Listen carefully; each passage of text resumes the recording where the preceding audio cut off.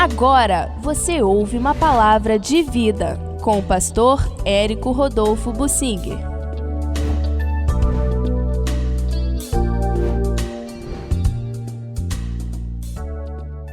Davi e o ataque à cidade de Ziclag.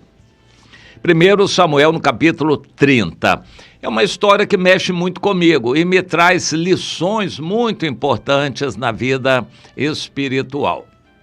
Davi, naquele período, estava fazendo uma coisa, no meu entender, sem a direção de Deus, mas com a permissão de Deus. Muitas vezes nós estamos fazendo assim, casamos com uma pessoa que não era indicada por Deus, mas era a preferência do nosso coração. Depois nós vamos arcar com as consequências disto.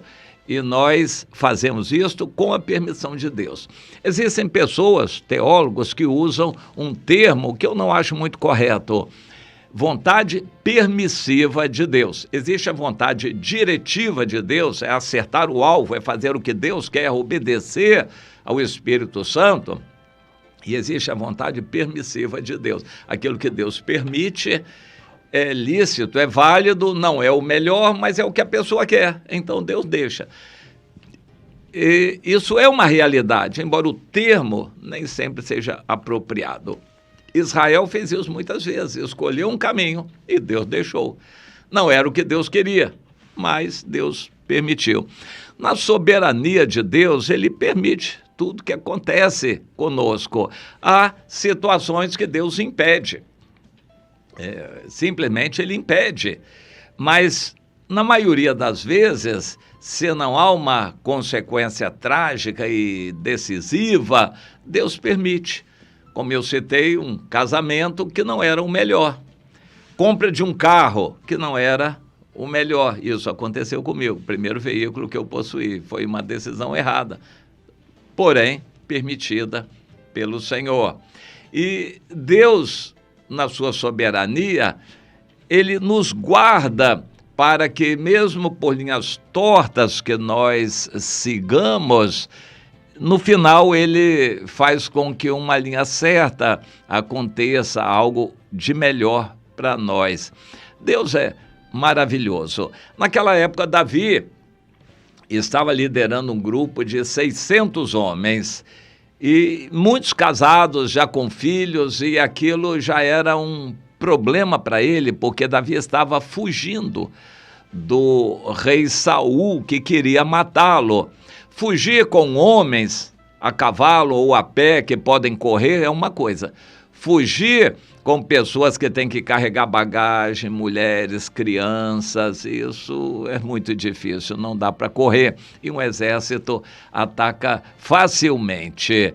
E por causa disso, Davi andava nos contornos, nas fronteiras do país, como o deserto, onde habitavam muitos povos nômades, como midianitas, amalequitas, e Davi estava naquela região e teve uma grande ideia da cabeça dele. A Bíblia não diz que Deus dirigiu. Ele foi ao rei Aquis de Gate e disse: eu estou oferecendo, claro que ele não deve ter ido primeiro, ele mandou mensageiro, eu estou oferecendo o meu serviço, o meu trabalho. Eu estou tendo que fugir de Israel e estou com 600 homens. Se você quiser, eu me agrego a você e vamos estar juntos e lutar juntos. O rei Aquis entendeu a situação e pensou: vamos aceitar sim, claro, oferta tão boa desse tipo a gente não rejeita, mas vamos testar para ver se ele é sincero. E durante 1 ano e meio aproximadamente, Davi esteve com eles fazendo uma coisa perigosa. Ele atacava um povo amalequita, por exemplo, e dizia para o Aquis que atacou Judá, Israel. Ele atacava um povo midianita, matava todos e dizia para o rei Aquis, rei de Gate, eram mentiras que Davi cometia. e dizia que tinha atacado mais uma cidade de Judá. O rei Aquis gostou demais e recebia os presentes, o despojo da guerra, e ficou muito contente com aquilo, e disse, realmente Davi está sendo fiel a mim, e ele vai ser meu servo para sempre, pensava ele. E Davi estava naquela situação melindrosa, equilibrando-se em cima de uma situação difícil. Se alguém denunciasse Davi, ele ficaria mal com o chefe dele, agora o chefe que era o rei Aquis de Gate. Então ele, usando mentiras e simulando situações, ele se manteve assim. Até que chegou o grande teste e o Aquis disse, Davi, nós vamos partir para a guerra contra Israel e você vai conosco. Davi pensou, disse sim, o rei, eu estou a seu serviço, eu vou obedecer. Mas intimamente dizendo, Deus, me guarde dessa, porque eu não quero ser apanhado lutando contra o meu próprio povo. Infelizmente, hoje o meio evangélico está cheio de líderes que, fazendo a sua vontade, colocam uma igreja a serviço da sua vaidade. Você consegue entender isso? Um líder que coloca uma igreja inteira trabalhando para a sua vaidade, para o seu enriquecimento. Ele não está fazendo a obra de Deus, nem buscando a unidade com o povo de Deus. Ele está colocando aquela gente ali, usando o pretexto de que está servindo ao Senhor, mas colocando aquela gente ali a serviço dele, da vaidade dele, engrandecendo a ele, o ministério dele. O objetivo não é Deus, é ele o líder. E, infelizmente, isso tem havido muito no nosso meio. Aquela situação estava muito delicada. Davi pediu, Deus, me livra dessa situação. Eu não quero ser encontrado lutando contra o meu próprio povo. Inclusive porque o Senhor já me deu revelação de que eu vou ser rei desse povo. E Davi ficou numa situação difícil. Mas ele foi.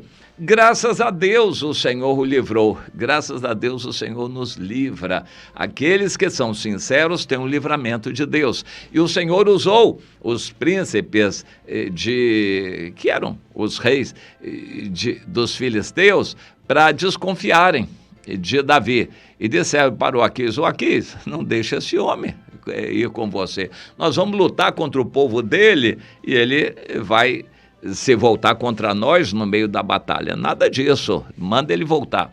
O Aquis, contrariado, mandou Davi voltar. Davi teve que voltar e foi a graça de Deus, porque talvez uns 3 dias de viagem ele voltou, chegou cansado na sua cidade, que era Ziclag. E nessa cidade de Ziclag ele encontrou o caos, a cidade toda destruída, queimada e as famílias levadas. Os animais levados, o despojo levado, levaram tudo que tinha valor e o que sobrou queimaram as tendas, as casas que Davi tinha construído com seus homens, queimaram tudo. Davi chorou muito, o povo se rebelou contra ele, queria matá-lo, mas Davi se reanimou no Senhor, encontrou uma chama de esperança para perseguir aquele bando que tinha atacado a sua cidade, esperando uma bênção de Deus. Aí ele chorou, se humilhou, certamente ele confessou muitos pecados, pediu misericórdia a Deus e partiu. Quando ele partiu, ainda teve que encontrar uma outra realidade. Dos 600 homens, 200 estavam tão cansados que não tinham a mínima condição de lutar. E Davi, então, ficou pensando, o que eu faço?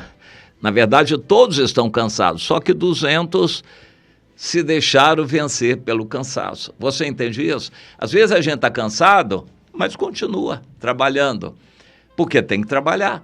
A gente está cansado, mas continua. Numa vigília, a gente está com sono, mas continua. E isso acontece comigo. E Deus dá forças para que a gente continue. E Deus deu forças a Davi. Ele disse, então vamos, só com os 400, 200 vão ficar, nós vamos com os 400 passar o rio e vamos atacar o adversário. E foi o que aconteceu. Com aqueles 400, Davi alcançou uma grande vitória. Isso tudo está narrado aqui neste capítulo 30 de 1 Samuel. E Davi, então, agora sim, nessa situação de angústia, ele não tomou nenhuma decisão da cabeça dele, ele consultou o Senhor, chamou o sacerdote Abiatar, que tinha trazido a estola sacerdotal, e consultou o Senhor. Senhor, o que eu faço? Deus disse, persegue o bando. E aí, Deus dirigiu, pode prosseguir, eu vou estar com você.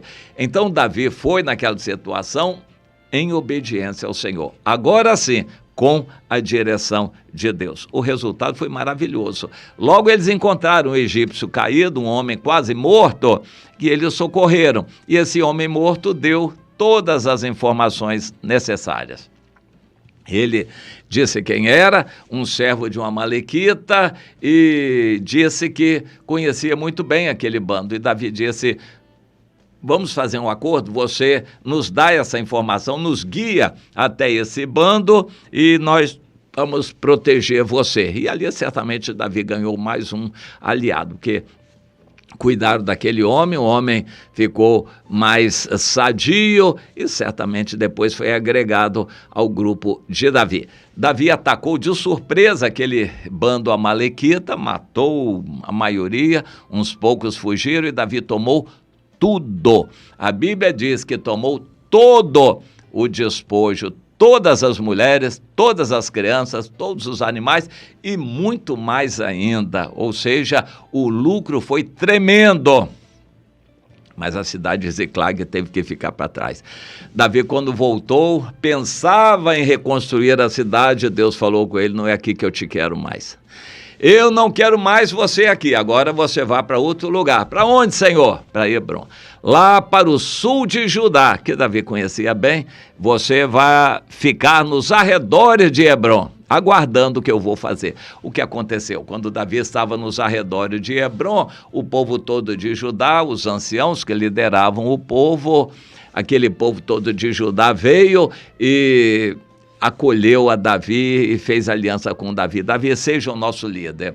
Saul morreu, não temos mais rei em Israel, você seja o nosso líder, o nosso rei. Davi fez aliança com eles, foi rei em Judá e Judá prosperou muito. Enquanto Israel no norte enfraquecia, Davi em Judá se fortalecia cada vez mais.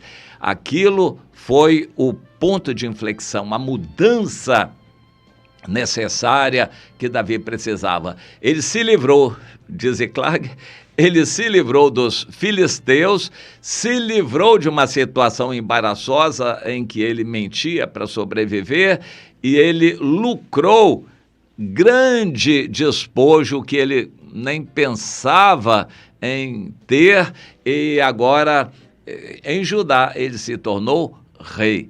Davi ganhou muito com aquela situação, mas ele teve que perseverar, ele teve que lutar cansado, ele teve que correr risco de ser apedrejado pelo seu próprio povo. Em tudo aquilo, Deus estava com ele. E assim Deus o livrou de uma situação embaraçosa. Eu quero trazer algumas aplicações para você à luz do Novo Testamento. Se você entrou numa enrascada, num relacionamento errado, numa situação complicada, uma sociedade da luz com as trevas, se humilhe. Não queira da sua própria soberba resolver fazer nada, mas se renda, entregue ao Senhor, confesse seus pecados, se arrependa diante de Deus e espere. Deus, o que eu faço agora? E Deus vai dirigir você. A Bíblia nos ensina isso, que para Deus o passado é perdoado, não conta mais e a gente sepulta o passado. O que vale para Deus é o hoje e de agora por diante. Você pode ter uma vida maravilhosa hoje, de agora por diante, independente do seu passado. Mas isto, se você se arrepender agora e sepultar todos os seus sonhos, desejos, carnalidades, mentiras, enganos do passado, confesse tudo isso, deixe e diga: Senhor, eis-me aqui para o que o Senhor quiser. Eu estou pronto a obedecer em tudo. Essa decisão foi muito importante para Davi, mudou a vida dele, passou de uma situação difícil, embaraçosa, para um rei de um pedaço do seu povo, que era o pedaço melhor. Davi se tornou um rei partindo de um fracasso. Um fracasso mostrou a oportunidade para Davi ser rei. Minha irmã, meu irmão, não importa o fracasso que você tenha tido até agora, as derrotas e os erros que tenha cometido, mas se arrependa de tudo. Deixe Deus botar fogo nisso tudo do seu passado. Comece uma vida nova com o Senhor, pela fé, decidindo obedecer completamente em tudo, e a verdade vai atuar a seu favor. Deus vai agir, você vai ver coisas maravilhosas, mas o preço de você ter acesso a coisas maravilhosas que Deus vai fazer é deixar tudo para trás, é perder tudo que você teve até agora. Você vai dizer, mas eu tenho um patrimônio, tenho um terreno, tenho uma casa. Meu irmão, a vontade de Deus vale mais do que terreno, do que casa, do que carro, do que tudo. Perca o que tiver que perder, mas não perca a salvação e nem a oportunidade de Deus para os próximos dias da sua vida, que você não sabe quantos serão. Mas viva, ainda que sejam poucos ou sejam muitos, viva na presença de Deus, mas nunca mais com aquele passado horrível, embaraçoso, pecaminoso, cheio de enganos e mentiras. Sepulte esse seu passado, largue tudo aquilo que ficou para trás e viva uma vida nova no Senhor, de todo o seu coração. A partir de agora, tome uma decisão assim.